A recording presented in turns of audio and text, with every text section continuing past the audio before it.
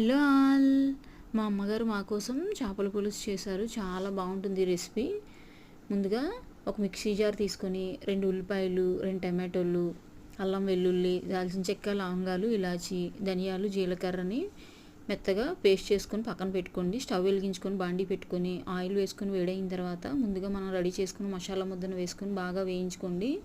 అది వేగుతున్నప్పుడే 5-6 పచ్చిమిర్చి, కరివేపాకు, 1 టీ స్పూన్ పసుపు, తగినంత కారం, తగినంత ఉప్పు వేసుకొని మసాలా ముద్దను బాగా ఫ్రై చేయండి. తర్వాత తగినంత చింతపండు రసం వేసుకొని పులుసుని ఉడకనివ్వండి. పులుసు ఉడుకుతున్నప్పుడు మనం నీట్గా కడిగి పెట్టుకున్న చేప ముక్కలను కూడా వేసుకొని 6 నుంచి 7 నిమిషాలు పులుసును బాగా మరగనివ్వండి.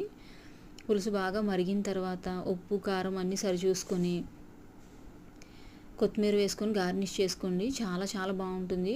మనం తయారు చేసుకున్న రోజు తినవచ్చు, లేదంటే నెక్స్ట్ డేకి అయితే పులుసు ఊరి ఇంకా చాలా బాగుంటుంది. Subscribe my channel. Thank you. Bye bye.